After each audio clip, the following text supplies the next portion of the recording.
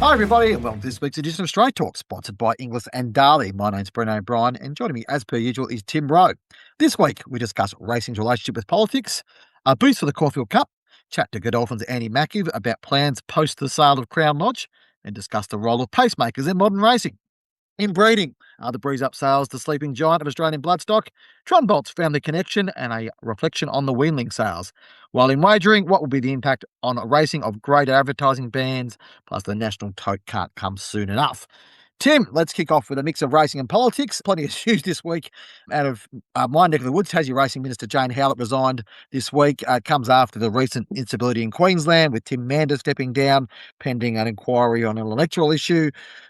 It's an interesting one. I mean, the impact or the reliance of racing on politics is significant because obviously, the state governments administer the laws and a lot of the funding agreements that work around racing. When you have a change of racing minister or when you have turmoil within politics, it certainly impacts, what goes on in the racing context. And you can see why some of these racing executives and officials and people on boards, etc., find it, you know, trying to manage that, I guess, manage those relationships is a really key part of a success of a racing jurisdiction, isn't it, Tim? Yeah, I think anytime, and you wrote earlier this week, well worth the read of the article, that the just the loss of time or knowledge when there's a change of minister, even racing industry people or ministers who are or MPs that are attracted to racing, just those intricacies of racing administration, whether it's wagering or the breeding industry or how sales work, and obviously racing, just trying to have a minister who understands all those intricacies and the complexities, I think probably goes a long way to having a successful racing minister in terms of the industry acknowledging a successful racing minister. And so the loss of even Jane Howlett, to my knowledge, or sort of following it from afar and seeing her at different events, that she seemed to have a reasonable handle on the industry. Not perfect, I'm sure, but as a rule, she had probably more idea than certainly some of her Tassie colleagues in Parliament. That's for sure. Yeah, and I think there's probably a question here: why would a politician take on a racing portfolio? I mean, sure, the champagne and the race days are nice and all that sort of stuff, but it does become intensely political. And obviously, we've seen in Tasmania with the greyhound band issue. There's a couple of points that are made that I guess Jane Howland hadn't been at as many functions because the greyhound issue had become quite political within Tassie. Now you can say that's sort of their own doing or whatever else, but I guess you can understand how that works. And I guess any racing minister that wants to step into that space. Politics in racing is brutal, but politics in politics is more brutal. And so trying to work around that. We're also stepping into an environment, Tim, where it's pretty clear that, the political environment in Australia is becoming much more complex. There's a rise of obviously independent parties or independent movements that's going to change the way. In Tassie, we've got a minority government, and you probably will not be surprised if we see minority governments in other states coming forward, given what we're seeing in the polls at the moment. So, the political implications of what's going on in Australia for racing are significant. Well, and sort of on that, a lot of these sort of state MPs have got multiple portfolios, and just the tangible outcomes. If you're the minister and you build a new hospital or a school or something, so it's very tangible, and the electorate can see that. Where with racing, it's probably much harder. Even with in New South Wales, for instance, the racing for the regions, new stables and things like that. The different initiatives or infrastructure projects, the wider community doesn't see that, whereas with a hospital, the whole community notices it. Yeah, yeah, and I mean, it is a difficult one to sell from a political point of view, but racing is such a significant employer and such a significant industry. And I think maybe, we probably need an approach from I guess lobbying is probably not the right word, but certainly informing Parliament. I know there's Friends of Parliaments groups and that sort of stuff that's being done around Australia where the racing bodies are sort of coming into the Parliament and talking to people. It's happened at a federal level with the breeding and thoroughbred industry. I know that Thoroughbred Breeders Australia led that, but then also there's under over Racing Victoria, and obviously Racing New South Wales have got a very good relationship there. Racing Queensland have got their own but then we've got sort of limitations. So, for example, Tas Racing under its constitution can't do any what's determined as lobbying. So it's a complex one, Tim, and one we'll continue to follow. And we'll move on now to the Caulfield Cup announcing this week a boost in prize money to $6 million. It's probably a good one for the Caulfield Cup. I guess its profile may have probably dipped a little bit, certainly with the Everest being held mainly on the same day, not always, but mainly on the same day as the Caulfield Cup. It's probably, affected the profile of that race. What does $1 million do to the Caulfield Cup in terms of profile, Tim? Well, they're more, the bottom half of the field or connections to the bottom half of the field will get 60,000. So I guess, if we'd all love to have a horse good enough to go in a Caulfield Cup or a Melbourne Cup and Cox Plate, but it also costs a lot of money to enter into those races. So I guess it's a way of giving some of that money back, going, you know what, we'll have a crack at this race and we'll pay up. And the connection sort of, if things don't go right during carnival, you don't manage to finish in the first half, you haven't, wasted not wasted, but you've out of pocket significant, probably six figures. That way you've got some back, and that's sort of the way I read what they've done with the race and trying to attract more international runners as well with ballot free races in Europe. One was run this week at Royal Ascot, and it's going to be a few more at Goodwood and in Ireland, the Curragh and things like that, trying to boost international participation. Don't get me started about winning in races, Tim. We'll be here all day. I'm not a fan of winning in races and handicap because you change the nature of the way that the handicap works. And anyway, that's my pet peeve. That one of the wins. I'll leave it alone for now. But I feel like we've got to be careful about how we manage our handicaps because the handicap is actually a really key part of that. Anyway, just moving on now, Tim, to probably the biggest story. It broke late last week.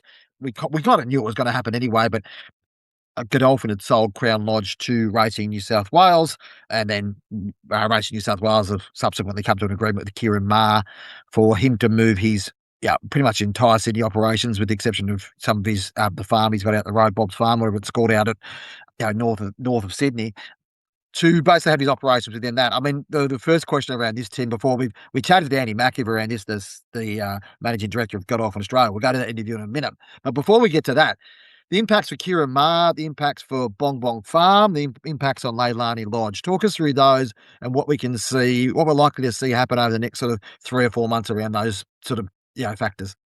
Well, firstly, for Kieran Maher and his footprint in New South Wales, I think it makes perfect sense to consolidate, have 125, 130 horses at the Warwick Farm in one base. He's obviously going to keep Bob's Farm, which is his beach facility, sort of north of Newcastle, and vacate Bong Bong Farm. And I guess logistically, it's already, as we know, a massive operation, and he's got a multiple, at least three bases in Victoria with Ballarat, Cranbourne, and Fingal. Just trying to keep on top of that, having horses or the majority of horses at Warwick Farm, I think logistically will make the exercise a lot easier. Bong Bong, built by Paul Fudge, state-of-the-art sort of facility. It wasn't flawless, so to speak, but I think a big issue talking to not Kieran, but other people who sort of know the place well, it's in a wealthy area, Southern Highlands, attracting staff or rent. Rents are quite high in that area, Southern Highlands. So just attracting enough staff when you've got 80 or 100 horses on the place, I think makes it quite difficult. And from here, what Racing New South Wales do with it, I'm not sure, given there wasn't a horse on it for sort of 2 years before Kieran moved in there. So trying to find a trainer that's willing to take it on, with the scale is not going to be easy. So it'll be interesting to see what Racing New South Wales do with that asset. And then onto Leilani Lodge, again, I can't blame Kieran for relinquishing the lease on that, but understandably, I would say the ATC are a little bit peeved at that. They've invested money with Kieran to upgrade Leilani Lodge, and now they don't have a tenant. Sort of, it'll be another few months, call for expressions of interest and things like that to try and get a trainer in there. I'm sure there'll be no shortage of applicants, but they probably could have had a trainer in there last year if it wasn't Kieran, and that's revenue that lost to the industry. But again, I can't blame Kieran for that. That's, if I was in his position, I'd take Crown Lodge as well.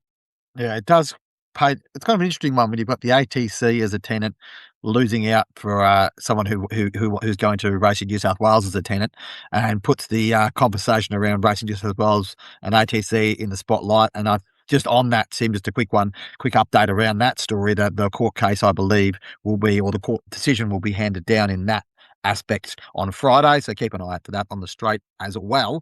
Staying on the sort of that issue and broader Crown Lodge stuff. Tim, you chatted to Andy Makiv late last week. We've recorded for the podcast. Give us a bit of context around the decision making and what I guess Godolphin and Darley's priorities are going forward. I've been told there was developer interest, but what was the Godolphins thinking behind going, well, with Racing New South Wales, but keeping it within the racing industry, presumably for possibly less money? Well, I wouldn't say it's less money, firstly. Yep. The process was run by Godolphin and Co., and it was a very competitive process. There was some interest from a number of parties, some developer interest, but ultimately it was a competitive process, and Racing New South Wales, ultimately won the day fairly and squarely. So there was, at the end of the day, we're also a business that trying to attract the best price we can, and that's effectively where we finished at. So it's a very prized possession for the racing industry. So Racing New South Wales, I suspect, recognised that as well. So they won the day in a very competitive process. So delighted for them. Delighted that the property does stay within the racing industry. I think it's as good a racing site as there is certainly in metropolitan Sydney. So I'm very pleased for Racing New South Wales, pleased for racing in that state, and pleased for the new tenant, who reports seem to think that it's Karen Mars. So good luck to them, and I think it'll be a great site for many years to come. Can you say, I didn't question without notice, but was there other racing interested parties that sort of expressed an interest in it? There were some racing people that had a walk through and had a look and showed interest from racing investor people that have trainers through to some of the leading trainers had a good look at it. But ultimately, it's a site that is quite large. It's a site that comes with a lot of housing as well. So it's a site that's got a sizable price tag on it. So ultimately, it was Racing New South Wales, as I said, that won the competitive process at the end. Obviously, whatever it's sold for is a important revenue stream or important amount of capital back into the Godolphin coffers. Could we see that sort of reinvested in your bloodstock division, or how within the industry, I guess? The proceeds will form part of broader business planning. They're trust assets at the end of the day, these properties. So, there's a trust and there's trustees that will look at these things. So, what I will say is Godolphin continues to invest significantly in Australia across racing, upwards of 200 horses. We've got a big breeding operation, big stallion operation, international shuttle stallion operation. We invest a lot in our farms and our people. So certainly there's a lot of investment that goes into that. There's some things that we'd like to do on the farms that Northwood Park was developed 20 years ago. Kelvinside was developed 20 plus years ago, and Woodlands is an ageing site as well. So there's certainly some investment and things we can do on the farms to get things back up to speed. So we certainly feel that we invest strongly in this industry here in Australia. Yeah. And Osborne Park's another important, very well known racing piece of infrastructure that you own near Hawkesbury there. How's that being used at the moment, or what's its future? We at this point we're looking to retain that asset. It's obviously quite a unique asset that took a lot of time, effort and cost in building. So it's an important property for us at this point. We are going through at the moment what we will do with it, whether we lease it, whether we use it in some capacity. So at the moment we're retaining it as in our ownership, and what its future will look like we'll be able to tell you in a few months. So we're just doing some work around leasing and or using it in some other way. Okay. Is there any other Godolphin Australia assets that possibly could hit the market or not at the moment? No. We've got the three major farms that are all used to develop our young horses, run our stallion business, and break our horses in. So we're certainly using those three farms. So nothing else to be offloaded in any way, shape or form. Yeah, interesting interview with Andy there, sort of going through the details. Yeah, it was good with his time, and good to be able to sort of get a bit of more context around, there was probably this time last year, there was a lot of questions about what Godolphin's future might be in Australia, Tim, and I don't think you can doubt where they're sit at the moment, with the exception of the dispersal of Crown Lodge, as Andy puts it out there, there's plenty of reasons to be optimistic. They've got a lot of good horses. They've got arguably one of the best stallion rosters in the land at the moment, and things are going quite well for them, aren't they? Sure. Yep. No, I want to be in Godolphin's Australian books should look pretty healthy the next couple of years at least. So, which is good for the industry, I think. Sticking with Godolphin, and big result at Royal Ascot overnight, Tim. Ombudsman winning dominating the Prince of Wales at stakes. He's a freak, that horse, but something that triggered a bit of a conversation between us this morning, which I thought I'd bring into the context of this podcast, was, I guess, the use of pacemakers in racing. And I guess, given some context last week in the Q22, there was a fair bit of, I guess, criticism sort of directed to the way that race was run and that the horse in front was able to dominate and win quite significantly. Was it Royal Supremacy? Is that the name of the horse, wasn't it? I'm trying to think that was the name of the horse. Yes. I was there, so I should remember it. That, I guess there's different types of, there's front runners and there's pacemakers, Tim. Is there a fine line between those two? And I know you're, very much an opponent to introduction of pacemakers into races in Australia. Yes, and first of all, I think this podcast would be a hell of a lot better if we recorded it live from Royal Ascot next year. But anyway, we'll see how we go. Yeah, I'm anti pacemakers. Nothing against Ombudsman. Great horse.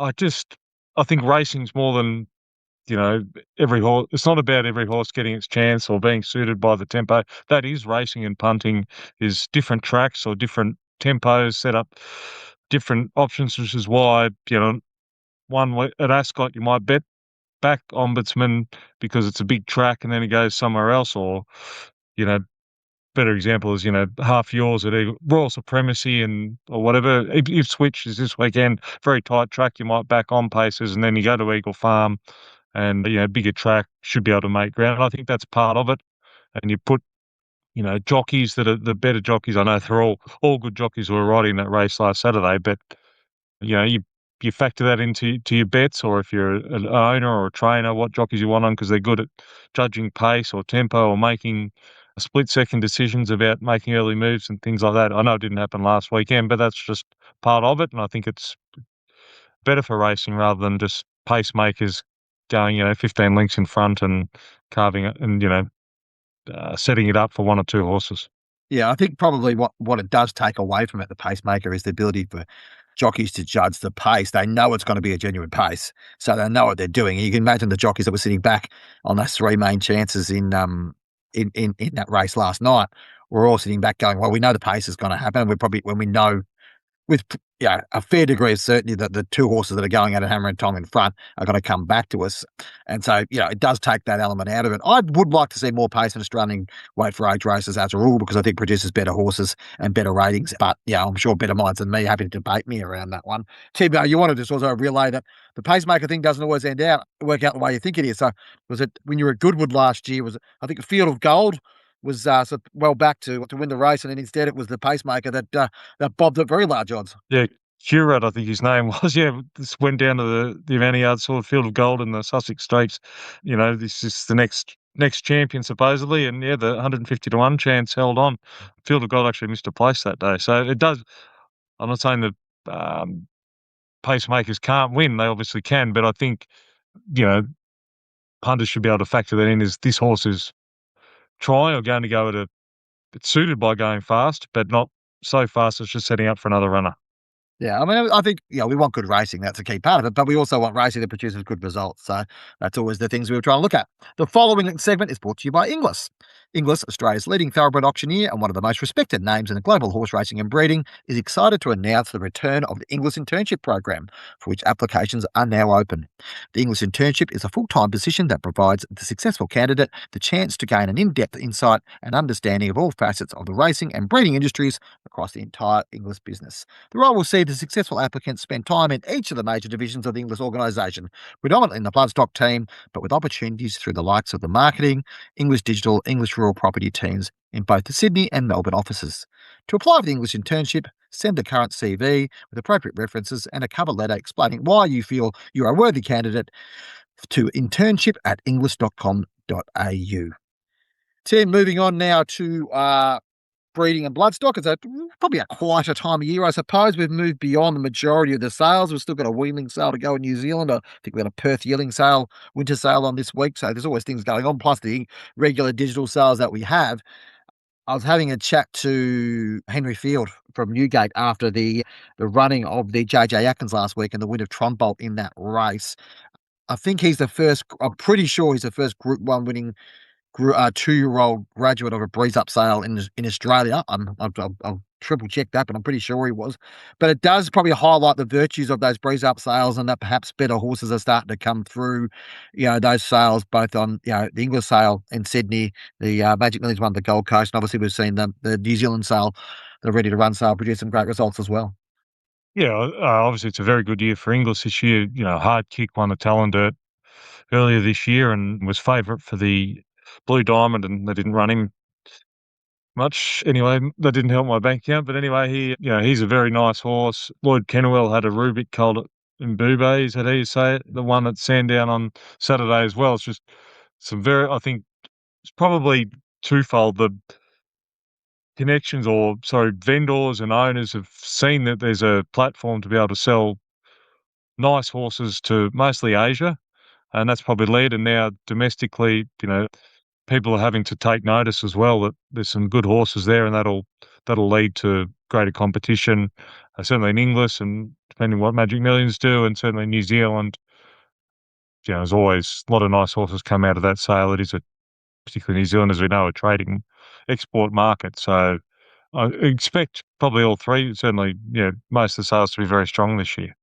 Yeah, it'll be interesting to see what comes out of it. I guess the confidence is that, I guess, the there was great encouragement for that sale because obviously no sales because obviously they get another the sales companies get another, I guess, grab of the commission opportunity, I suppose, through that to sell horses through there. But if better horses come through there, and I think also horses that probably don't quite fit the profile from your conversations with Kelly Skillicorn, he said that Tron Bolt was just going through a bit of a funny stage when he was going through Easter and probably wasn't, looking as good as he probably could have been. But that had sold him, as a weanling, and then again, as a 2-year-old breeze up horse, like he looked well, literally almost looked $1,000,000 when he was sold. So it's interesting how those things work out, Tim. And I think there's no set formula. Some horses are better suited in that situation. I think what the inside I sort of gleaned from talking to a couple of people over the weekend, and you'll probably be the same, is that there's a lot more faith being put in the people who are preparing these breeze up horses. And I guess the cliche is that if you get a breeze up horse, they're very fired up and they've been through a program. You kind of have to put them out in the paddock and settle them down again and sort of bring them back. But the feeling is now that these horses are much better prepared to sort of have a really strong 2-year-old campaign. Yeah, I think that's part of it. That's probably why there's been some nice horses get to the races pretty quickly. Is that the trainers have had to re-educate them. They're not going to over race or anything like that, or not too many of them, because they've been jazzed up to run 200 metres in quick time. I think the market's evolved where time's important, still sells well, but it's how they do it. You can run, say, high 10s or early 11s, and do it easily and move well, as opposed to a horse that might break 10 for 200 metres, but they've used all their energy and maybe possibly break down. It's just one of those. It's a balancing act, but there seems to be the market, the vendors are going very well, and we've spoken previously. I certainly have. The vendors that get a reputation for producing nice horses and educating them, they tend to sell well, sort of above other. You've got to earn that reputation, but that's a big selling point of these 2-year-old sales as well, as who's educated the horse. Yeah, I think Tron Bolt ran 10:09 for his breeze up, which is pretty slick. I think he was one of the fastest ones and ahead of that sale. So he certainly promises to be a very a player in those 3-year-old features moving forward, and looks like a horse that might improve at 3, which is good. And sort of looking back through his pedigree, I discovered it on the weekend, went back through a few generations and found a very familiar name, Fanfreluche, who's a very influential Canadian mare whose descendants in Australia include Flying Spur in Costa del Lago, Russian Revolution, Home Affairs. I think there's 8 Group 1 winners, Australian Group 1 winners, and 20 Group 1 winners, and all that are descended from her. But the story behind her is a quite extraordinary story. So have a look at Run the Numbers this week. I sort of delved into it a little bit, but she was kidnapped in 1977, disappeared for 5 months. No one knew where she was, turned up in a panic 200 miles away. They worked out it was her eventually. She had a secretariat cult, carrying a secretariat cult at that stage, and then went on, produced, I think, 18 foals in all. 16 were winners, I think. And the last of those foals that she had, I think, in 1990, ended up being the great-great-granddam of Tron Bolt. So it's interesting how these stories come through, Tim. Look at the other end of the scale in terms of, we talked about the 2-year-old sales, but look at the weanling sales. We obviously had the Great Southern sale last week. We've got the New Zealand weanling sale next week as well. But what did you make out of the weanling season in Australia, Tim? It seemed to be some green shoots there. Obviously, we saw a big result for the relation to the Oaks winner. Fireball. Yeah, Fem Fireball. Yeah, that's Fireball. Fem Fireball, the Animo. Yulong obviously keen to secure that family, and a great result there for Three Bridges and the people who invested in that. But what did you see? Sort of, the highlight results can obscure some other things. But what'd you take out of it? I just think that maybe I'm pessimistic, but just the strength of the market across all 3 sales, Gold Coast and in Sydney for Inglis and Great Southern, just continued right through for quality horses, clearly that vetted quite well. They must, by nature, well, I guess, where if you're in racing, you're a punter to some degree, and that, there just must be, there's that confidence that next year they're going to be able to resell those horses. There's some, mate, Simon Miller bought a few I think at all 3 sales. He keeps them to race. There's lots of different angles, and it just seemed to be much stronger than what I was expecting. And I think also breeders recognise that either after after the Sydney sale or even before that, where they presented some nice horses to the weanling market to, generate cash flow, and by and large, they got well rewarded, I thought. Yeah, it's interesting one. Certainly a couple of people we spoke to from a buying perspective were quite frustrated that they couldn't get their hands on the horses they thought at the price they want. But it does give a bit of an inkling for next year that there's still confidence that, despite all the other broader things happening across the world, that there's still confidence the yearling market will be in strong. So those waiting for a correction in the yearling market, the weanling market might indicate that might be the case next year. The following segment is brought to you by Darley. The Darley roster is one of the most real talking points this season, and the numbers show why. New for 2026 are Tentaris and Observer, 2 exciting additions to a 16-strong roster. Across the group, you're looking at 43 Group 1 wins, 81 Group wins, 87 stakes wins, 12 champion titles, and 8 race or track records broken. And when you're a breeder, that's exactly what you want.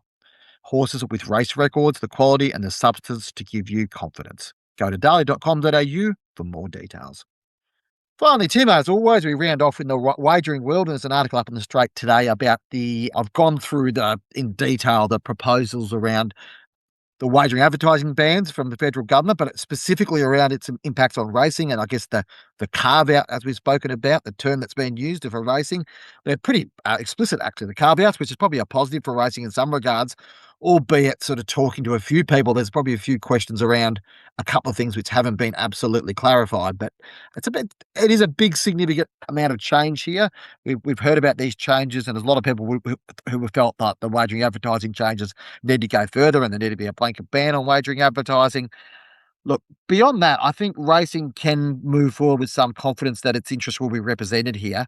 I don't think there's anything that's going to jump out and scare them there, apart from the fact that obviously there's a reliance on sports betting through POX revenue, which is a bit of a knock-on effect, which racing will have to adapt to. But it appears it's play on for wagering media companies and the racing bodies and the race clubs that take sponsorships from wagering companies. We've obviously seen that's been a big factor in the last 10 years, Tim, and a lot of money for clubs is generated out of there. So you get the feeling that's probably, racing's probably done okay out of what we've seen, from what's been exposed so far. Yeah, I'd agree with that. What's going to be interesting is, these big corporates have been very smart and obviously spent a lot of money on marketing and promotions and things like that, using sport and the football codes and cricket to promote their services and businesses. Whether their budgets will just drop dramatically, marketing, or whether they get smarter and devote more to racing, how they use the carve outs to their advantage and hopefully to racing's. Yeah, and I think probably the other thing to mention too is that sports betting is seen as a gateway to racing betting as well. And that, there's been anecdotal evidence and I think evidence produced from some of the big wagering providers that, people who start out in sports betting do end up betting on racing. So probably some thinking to be done there around the impact of that and what that may look like. But I think from a legislative point of view, I mean, the reality is the fines for this are quite significant. It's up to $1.5 million per breach, Tim. So it's not something that the wagering companies want to get wrong. But I think racing will do okay out of it, but it'll be interesting to see, when the rubber hits the road, what it looks like. The other one I want to mention, Tim, where let's have a look at the date. 13 days out from Gil McLaughlin's self-imposed July 1st deadline for the establishment of national tote, and we're yet to hear what's going on with that. There is a sense that perhaps it's not going to hit the absolute deadline on that, and TAB have obviously had some, what's the best way to put it, some other priorities around the Austrac stuff going on as well. I wonder if the national tote would solve the problem of operating on more than 24 runners in a race, Tim. This is an old bugbear that's gone back for many generations, but we saw it raise its head on Tuesday night in the King Charles Stakes, where it's had both Asfoora and Overpass in the race. Great Australian interest, but had 27 starters, I remember, maybe 26. Anyway, more than 24. So therefore, the tote couldn't field on it, which they can't do it on a few of these races at Royal Ascot beyond that. I wonder if that'll solve that problem, Tim. And if it has solved that problem, does that change the VRC's mind around how many horses can run the Melbourne Cup? Albeit they've got to find some more barriers. Well, on the tote, you would think it'd be pretty simple, but I don't think the Melbourne Cup needs any more runners. 24's enough opportunity for most people. It's a long tail. There's a lot of 100 to 1 plus chances anyway. Yes, you want to have a runner, but I don't think it needs to go any more than 24. And I don't think we need emergencies because in the Melbourne Cup case, because you get the ones, there's so many, no race has more than once a year punters in the Melbourne Cup. And they're backing emergencies, trying to explain A, deductions, or B, why their horse didn't run. It's just not worth the effort, I don't think. So in that case, I can understand not having emergencies. Whether that's the logic behind their decision, I'm not sure, but that's what I have been told in the past. But you would think for Royal Ascot and other meetings like that, they could easily service 24 plus fields, and even in their results service, they can't. Look, I wake up and okay, who won last night? They can only present the results for the races that are less than 24 horses or fewer than 24 horses. So it's just, little technical things like that you'd think would be relatively easily overcome. Especially since Whirlpool can operate on that. Yeah. Whirlpool can operate beyond 24, and that's the key. The Whirlpool's supposed to be the key to everything and how we're going to work out. It was funny you mentioned about numbers beyond that. I was having a look at a few of the numbers last night. They look like Tats Lotto numbers, the winners. They were 26 and 28, and all these horses winning last night at the Saddle Cross. That's what makes Royal Ascot quite a unique event, because the size of the fields and all that type of stuff. And I think it's an interesting one thinking forward. Maybe a solution might come in place, but we'll have to wait and see what happens with the national tote when it happens. Any other shout-outs or anything else, Tim, you want to sort of raise before we head off? No, I don't think so today. I think I've got my pacemakers rant in there. So no, that's about it. Excellent, no props. Thanks for joining us on Straight Talk, brought to you by our fabulous sponsors, Darley and Inglis. Don't forget to give us a rating when you're listening to our podcast. Be sure to subscribe. Check out the sign up to as a newsletter reader for the Straight. Make sure you do that. But also, if you really want to get access to all our content, make sure you have a look at our membership options at $19 per month and $199 per year. Might be a little discount coming up on that, so maybe you wait a couple of days and we might be able to do a couple of favours for our good Straight Talk listeners to do them a bit of a discount at the end of financial year. Thanks for your time. Appreciate it as always, and we'll talk to you again next week.